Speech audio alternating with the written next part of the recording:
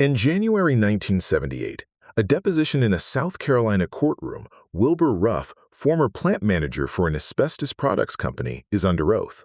The attorney asks him a question. A question? Was there a policy in the company not to talk to the employee about chest findings that suggested asbestosis, pneumoconiosis, or mesothelioma? What did he say? He said, yes, it was policy. Under oath. Under oath. In a courtroom. On the record. They had a name for it. The workers who were told nothing about what the x-rays showed, nothing about the dust accumulating in their lungs, they were being managed under something the company called the hush-hush policy. They named it. They gave a cover-up a nickname? That's not a communication gap. That's a culture. They named it. And if that were the only document that emerged in 1977 and 1978, it would have been enough to change the litigation forever.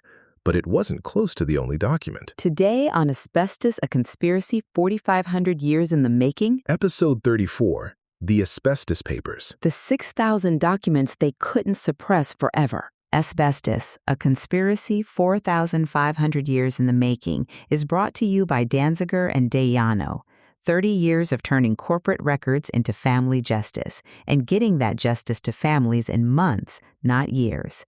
Dandel.com. That's Dandell.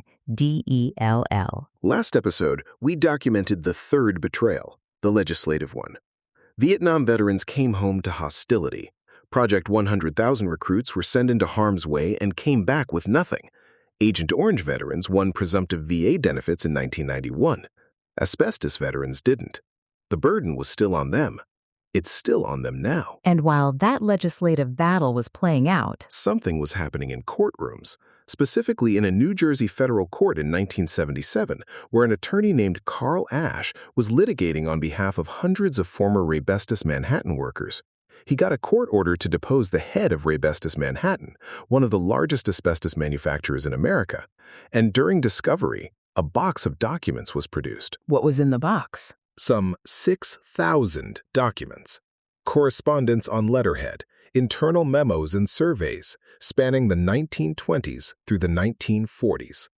One legal scholar who reviewed them said, "To say they contained a series of smoking guns is an understatement." The collection became known as the Simpson Papers, named for Sumner Simpson, who was president of Raybestos-Manhattan from 1929 to 1948. And here's the detail that stays with me. The main box was found in a storage area at Raybestos-Manhattan in the early 1970s. But in 1979, a second cache, about 600 more documents, was found in an old safe at the company's plant in North Charleston, South Carolina. But in 1979, a second cache, about 600 more documents, was found in an old safe at the company's plant in North Charleston, South Carolina. A safe? A safe. Here's the thing. This is the part where somebody calls it a conspiracy theory and rolls their eyes, except I don't have to theorize. I'm not connecting dots on a corkboard. It's 6,000 documents. It's got letterhead. The conspiracy filed its own paperwork and then locked some of it in a safe. Wait, Sumner Simpson. That's the name from episode 20. The same. In episode 20, we covered the letter Simpson wrote in the 1930s. As you know, we have some very confidential knowledge of what is going on in this field. The letters where the industry discussed what not to publish, what not to report, how to manage the evidence of asbestosis before it became a legal liability. Remember, minimum of publicity. Those letters, which existed in fragments in the historical record, they were now in court. All 6,000 of them. What specifically did they show? 3 documents in particular. First, an October 1st, 1935 letter from Sumner Simpson to Vandiver Brown, the general counsel for Johns Manville, discussing the suppression of information about the threats posed by asbestosis. Not accidental omission, deliberate suppression in writing. So that's the intent on paper, 1935. What's the second? Second, a 1941 memorandum from Johns Manville's general counsel to company executives with instructions to conceal sponsored research on the health effects of inhaling asbestos dust. Conceal. The word they used was conceal. Conceal. Not omit, not hold. Conceal. That's a word you choose when you already know exactly what you're hiding. Third. The third may be the most consequential. In the 1930s, multiple asbestos companies collectively funded research at Saranac Laboratory in New York, ostensibly on tuberculosis. By 1948, the completed Saranac report confirmed the link between asbestos and cancer. In the animal studies, roughly 82% of the mice developed tumors. That September, the report went to Vandiver Brown at Johns Manville, marked utmost confidence. And that November, November 11, 1948, representatives of the sponsoring companies met in the Johns Manville boardroom in New York City. They voted, unanimously, to delete all references to cancer and tumors. They funded the research that produced the warning sign and then held a vote on whether to mention it. Corporate proof of cancer filed under delete. I'd like that on a mug. And there's a coda. The day after the vote, Brown wrote to one of the other sponsors asking them to return their copies of the unrevised draft. His words, "It would be most unwise to have any copies of the draft outstanding if the final report is to be different in any substantial respect." They didn't just edit the report, they tried to collect the evidence that there had been an edit. That's not science, that's a rough draft for a defense strategy. That's what Danziger and Dayano has been fighting for decades. For 30 years, they've been finding the boxes companies hoped would stay buried, the depositions no one asked for, the memos meant to stay confidential.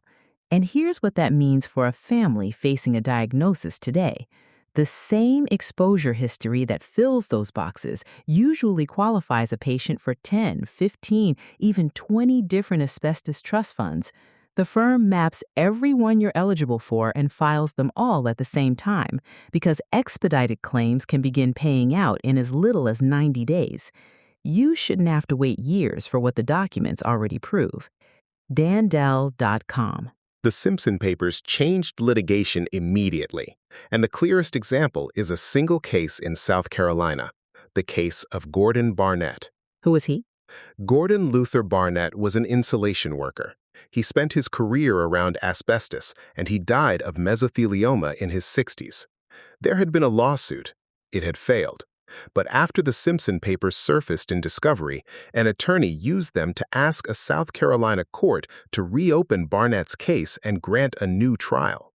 The court took what legal commentators called an extremely unusual step.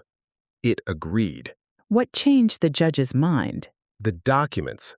A South Carolina circuit judge read the documents and wrote what they showed, quote, "a pattern of denial and disease and attempts of suppression of information, a conscious effort by the industry in the 1930s to downplay or arguably suppress the dissemination of information to employees and the public for fear of promotion of lawsuits."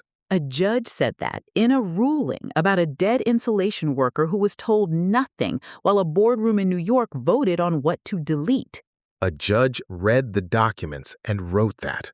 Barnett didn't live to see it, but his case is the one where the buried paper trail became, on the record, the reason a court reopened its doors. And 1977 also brought something else, something independent of the litigation.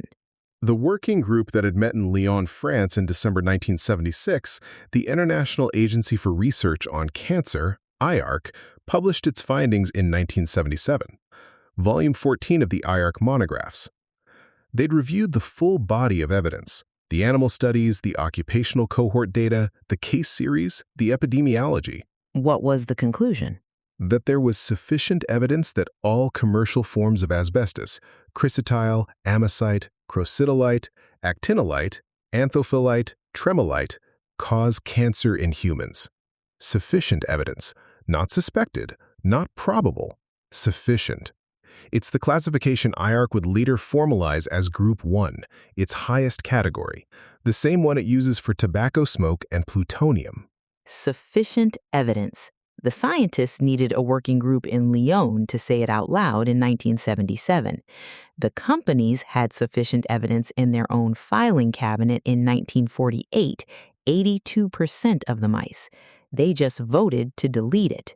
12 years after Selikoff's 1964 conference, 4 years after a Texas insulation worker named Clarence Borel changed what a court could hold a manufacturer to. 13 years after the Gulf of Tonkin resolution, after 3.4 million Americans were sent onto ships the Navy documented as containing asbestos throughout, after all of it, the global scientific body formally recorded what workers had known in their bones for decades. The industry funded research confirming this in the 1930s. And voted to suppress it in 1948 and ran the hush-hush policy for decades. And now, in 1977 and 1978, all of that was in court, in the public record, 6,000 documents of it. What does this mean for the families? It means the argument the industry had been running for 40 years we didn't know was finished. The Simpson Papers proved they had known, documented that they had known, voted on what to do with what they knew. The legal landscape shifted. Thousands of lawsuits that might have been dismissed under state-of-the-art defenses suddenly had a very different evidence base. How many lawsuits? By 2002, more than 730,000 people had filed asbestos claims in the United States against some 8,400 defendants who together had spent more than $70 billion. The Rand Institute for Civil Justice called it the longest-running mass tort in American history. Later economists estimated the eventual total cost would land somewhere between $200 and $265 billion. 730,000 people, and it starts with a box in a storage room and a second one in a safe in North Charleston. It starts with people deciding in writing that the safest thing to do with proof of cancer was to delete it. And for families today? The documents don't age. The evidence base that reopened Gordon Barnett's case in the late 1970s is still part of the record. Mesothelioma litigation draws on these same papers, these same corporate archives, this same chain of documented knowing. Families today still benefit from the evidentiary chain that began surfacing in a New Jersey federal court in 1977. That work has a name at Danziger and Dayano, Dave Foster. Dave's father was a dentist, built his practice, also did masonry work on the side, mixing asbestos into mortar on weekends, came home covered in dust. In 1999, the diagnosis came, an asbestos-related cancer. Dave watched his father fight it. His kids never met their grandfather. Dave left his career and joined Danziger and Dayano as executive director of patient advocacy, and he compiled the stories of people who survived mesothelioma. The book is called Beating the Odds: Surviving Mesothelioma. It's available on Amazon, but Dave gives it free to any family facing a new diagnosis. Paul Danziger and Rod Dayano founded this firm in 1995. Nearly $2 billion recovered, over 1,000 families. And Dave will tell you himself, the families he works with need help while they can still use it. So the firm doesn't file one claim and wait. They file across every trust your history qualifies for at the same time, so compensation can arrive in months, not years, when it matters most. Free consultation, 7 days a week. Ask for the book. Dandell.com. Dandell. You've been listening to Asbestos, a conspiracy 4,500 years in the making, Episode 34, The Asbestos Papers. Research, writing, and production for this series is supported by Danziger and Dayano, a national mesothelioma law firm with over 30 years of experience and nearly $2 billion recovered for victims and their families. Next time, we step back 4 years. Because before the Simpson Papers could open the floodgates, one Texas courtroom had to create the doctrine that made those papers explosive: Burrell versus Fiberboard. Clarence Burrell was an insulation worker in Texas for 33 years.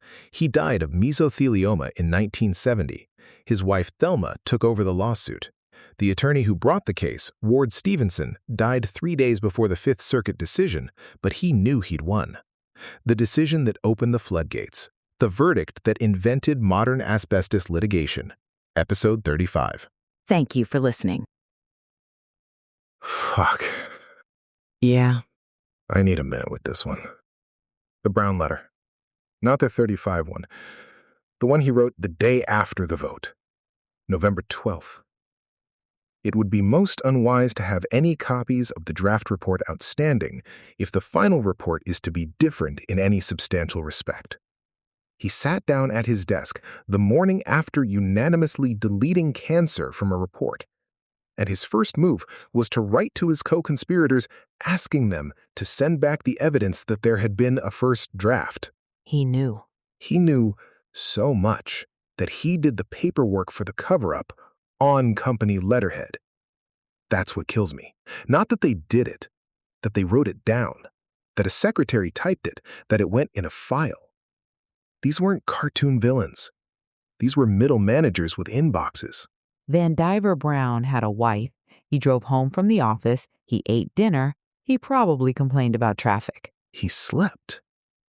That's the part I can't get past. He slept. And in the morning, he dictated the letter asking for the drafts back. What a fucking coward. And I don't mean that as an insult. I mean that as a diagnosis. That is the specific texture of a coward.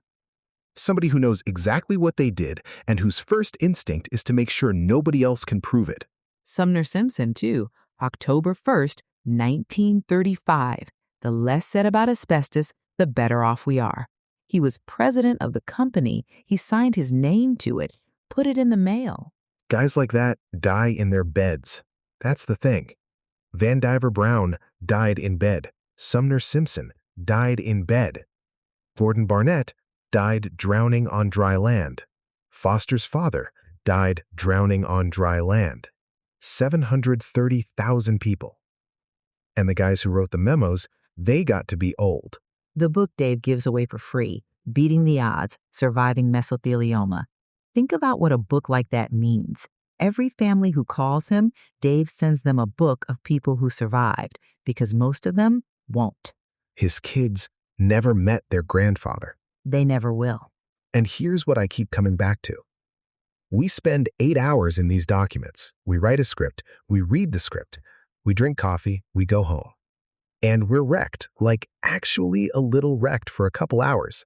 And that's it. That's the whole cost to us. We close the laptop and it's over. The families don't close the laptop. The families are the laptop. The families are the whole file cabinet Vandiver Brown was trying to empty.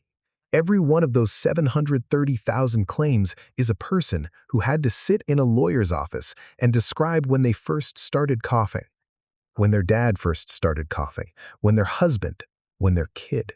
And meanwhile, Brown's grandkids are somewhere doing fine. Somewhere doing great.